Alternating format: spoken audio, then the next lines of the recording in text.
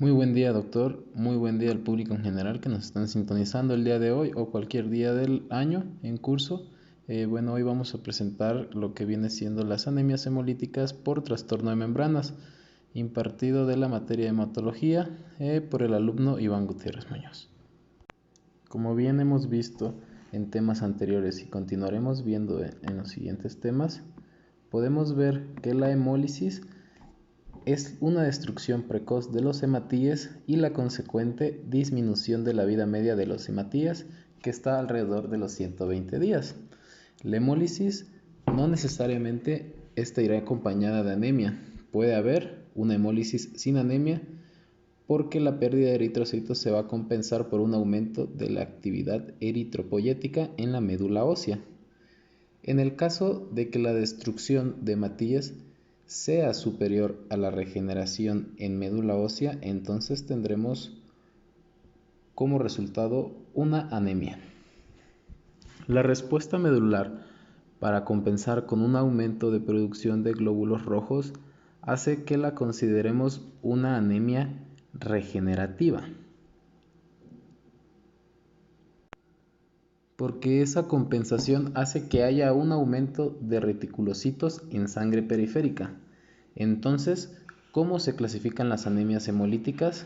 Viendo las diferentes bibliografías, hay muchos tipos de clasificación basado en los diferentes criterios diagnósticos que podamos encontrar en las bibliografías, ¿no?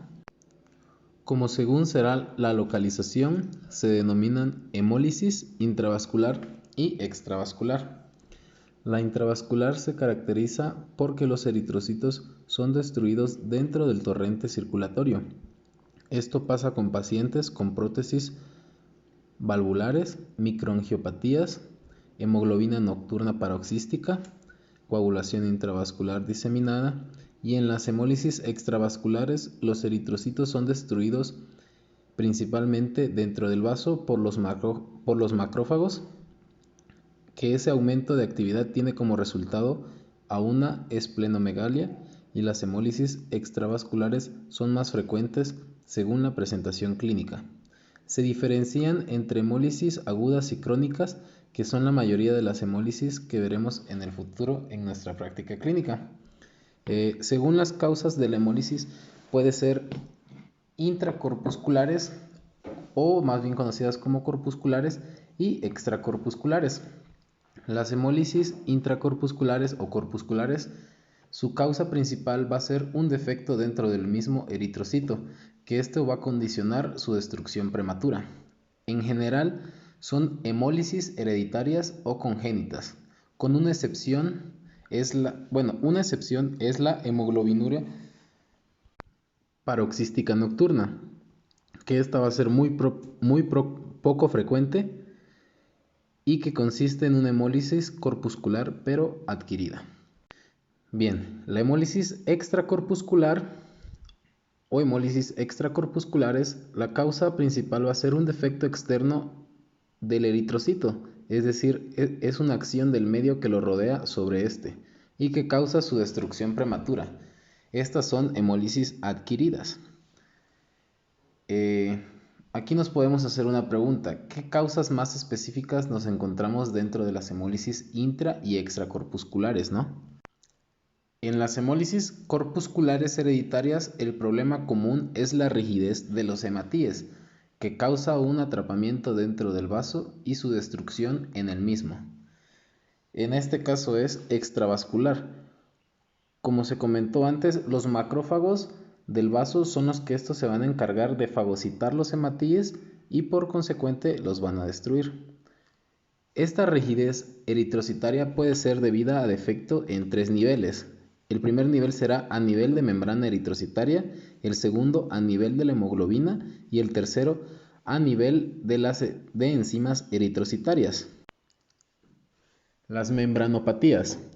De estas hay diferentes tipos, pero la esferocitosis hereditaria es la anemia hemolítica congénita con mayor frecuencia. Como se puede deducir del nombre, los hematíes tendrán una forma esférica, como podemos ver en imagen, y eso les dará la rigidez que condicione la muerte precoz de los eritrocitos.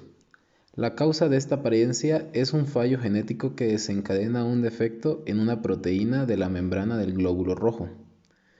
Otra membranopatía eritrocitaria son las eliptocitosis hereditarias, las estomatocitosis hereditarias, la acantocitosis hereditaria, entre otras más. Bien, otra clasificación son las hemoglobinopatías. En este caso hay defectos en las moléculas de hemoglobina. Puede ser la sustitución de un aminoácido en una de las cadenas de globina, o bien puede haber un fallo en la síntesis de una de las globinas. Un ejemplo claro y típico del primer caso es la drepanocitosis o anemia falciforme. En estas, los glóbulos rojos tienen hemoglobina S en lugar de la normal. La hemoglobina S se genera porque el ácido glutámico se sustituye por valina en una de las cadenas de globina. En la microcirculación hay menos presión parcial de oxígeno, se distorsionan los hematíes tomando la forma de hoz, como podemos observar en la siguiente imagen, diferenciando un eritrocito normal a uno con forma de hoz. Y estos van a ser mucho más rígidos, lo que va a condicionar que se adhieran al endotelio de la microcirculación. Estos serán destruidos precozmente y van a formar conglomerados que atascan esa circulación sanguínea con los consecuentes microinfartos en cerebro, vaso o hueso. Un ejemplo claro de fallo en la síntesis de globina es la beta-talasemia.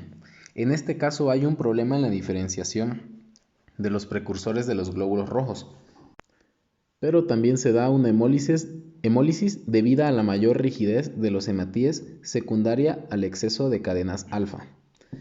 Las enzimopatías. Esta va a ser un déficit de glucosa 6-fosfato deshidrogenasa, que es la más frecuente que afecta a la vía pentosa fosfato, que va a proteger al hematíe de la acción de sustancias oxidantes. Al consumir habas tiernas se producen unos metabolitos oxidantes que van a precipitar una hemólisis, es la crisis de favismo. Bien, al administrar fármacos oxidantes como la nitrofurantoína, sulfametoxazol, también se desencadenará la hemólisis. Se encuentran cuerpos de Heinz, que son cadenas de globina precipitadas en la cara interna del hematíe y que van a alterar la espectrina de la membrana de este, lo que va a condicionar una mayor rigidez y aumentará la destrucción precoz en el torrente circulatorio. La hemólisis intravascular. Esto acomodará a la hemólisis intravascular. Otras enzimopatías eritrocitarias son el déficit de piruvato sinasa, que éste actúa en el paso de fosfonenol piruvato a piruvato en la glucólisis, o el déficit de pirimidina 5 nucleotidasa. Un caso especial de hemólisis corpuscular es la hemoglobinuria paroxística nocturna, que es adquirida en lugar de ser hereditaria. En el caso de la hemólisis extracorpusculares tenemos causas de origen inmune o no. Hay que recalcar que las hemólisis extracorpusculares de tipo inmune se caracterizan porque los anticuerpos se depositan en la membrana del eritrocito y se produce una hemólisis intravascular por IgM o extravascular por IgG. Los anticuerpos que intervienen pueden ser: número 1. Autoanticuerpos por causas víricas, sistémicas o neoplásicas. Número 2. Autoanticuerpos relacionados con medicamentos. Y número 3. Aloanticuerpos en las reacciones posttransfusionales. En este tipo de anemias es importante el test de COMS directo o indirecto, ya que es una prueba que detecta la existencia de anticuerpos contra los hematíes. En el caso de la hemólisis extracorpusculares de causa no inmune tenemos como número 1 el efecto tóxico directo sobre los eritrocitos, que serán infecciones como el paludismo, agentes físicos como el calor o agentes químicos como el arsénico o el plomo, que tienden a provocar la hemólisis intravascular. Número 2. Hiperesplenismo. Hay una actividad aumentada del sistema mononuclear fagocítico que causará la hemólisis. Esta situación también va a estar asociada a anemias por enfermedad crónica. Hay solapamientos entre las diferentes causas de anemia. Y como número 3 hay microangiopáticas. Se produce por traumatismos del eritrocito poniéndose una hemólisis intravascular y la aparición de hematíes rotos en la circulación. Los esquitocitos se pueden deber a la actividad física intensa, prótesis valvulares o depósitos de fibrina en la circulación, como ocurre en la coagulación intravascular diseminada. ¿Cuáles van a ser las manifestaciones clínicas de las anemias hemolíticas? Esta suele caracterizarse por una triada. Primero, anemia, con los síntomas típicos que ya sabemos, que son fatiga, palidez, dificultad respiratoria, aturdimiento, mareos y taquicardia, cefalea y uñas quebradizas. La ictericia, que se da por un aumento de bilirrubina, y la esplenomegalia, que esta es frecuente, normalmente se manifiesta de manera crónica y silente. En algunas ocasiones se puede manifestar en forma de crisis hemolítica aguda, fiebre, dolor abdominal, lumbalgia, dolores óseos, ictericia, coluria o hematuria que puede llegar a insuficiencia renal aguda y shock. Las anemias hemolíticas congénitas crónicas producen alteraciones óseas como turricefalia, huesos en cepillo, también úlceras trombóticas, visceromegalia y otras.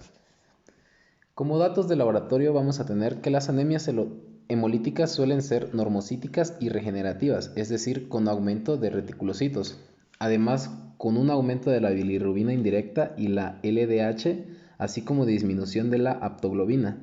El aumento de la bilirrubina no conjugada y un aumento de urobilinógeno en orina se van a producir por la degradación del exceso de hemoglobina liberada por el sistema mononuclear fagocítico.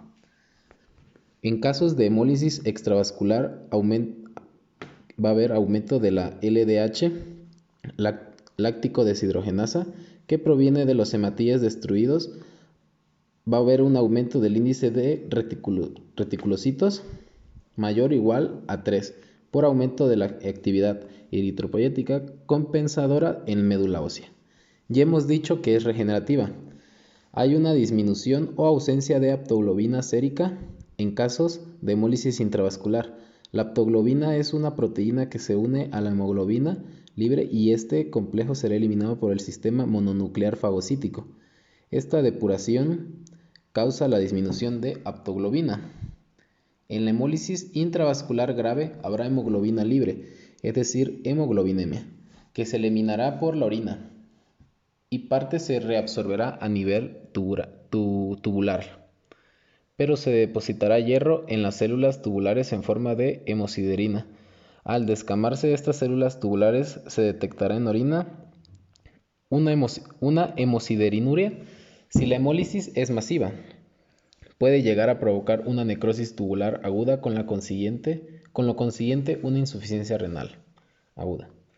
En cuanto al volumen corpuscular medio, he mencionado que suele ser normal. Esto quiere decir que son anemias normocíticas, pero habrá solapamientos. Por ejemplo, es el rasgo talasémico. Hay una microcitosis que nos puede confundir con anemia ferropénica, pero se distinguen en la concentración hemoglobina corpuscular media, CHCM, que es normal en el rasgo talasémico y disminuido en la ferropénica, además de otras diferencias que ya se han mencionado en otros tipos de anemias. Otro punto a mencionar es que tanto las anemias hemolíticas como las ferropénicas pueden presentarse con macrocitosis, o sea, con aumento en el volumen corpuscular medio, pero se distinguen por ser regenerativas en la crisis reticulocitaria. Otros datos de laboratorio son las anomalías morfológicas típicas en el frotis. Como ya he mencionado, son los esferocitos, esquistocitos, cuerpos de Howell-Jolly y el punteado basófilo. También hay que recordar el test COMS directo positivo en las anemias hemolíticas autoinmunes o la presencia de hemoglobinas anómalas como la hemoglobina S en la drepanocitosis o la hemoglobina libre, en las betatasemias y los diferentes hallazgos específicos según la causa de la anemia hemolítica. Y como tratamiento, bueno, veremos que de acuerdo al tratamiento no hay uno en específico para esta patología, ya que de primera mano hay que tratar los síntomas que presenta cada paciente en particular, es decir, puede ser hemoterapia en la crisis hemolíticas. Ocasionalmente hay respuesta con esteroideos o andrógenos Y en los casos de la trombosis venosa profunda asociada a la hemoglobinuria paroxística nocturna se trata con anticoagulantes orantes. La hemoglobinuria crónica ocasiona déficit de hierro, lo cual será tratado con hierro oral, y hay que tener en cuenta que por el aumento de formación de células sanguíneas nuevas puede hacer que también haya un aumento de la hemólisis. Y bueno, compañeros y público en general, esto fue todo por el tema de generalidades de anemias hemolíticas por trastorno de membranas.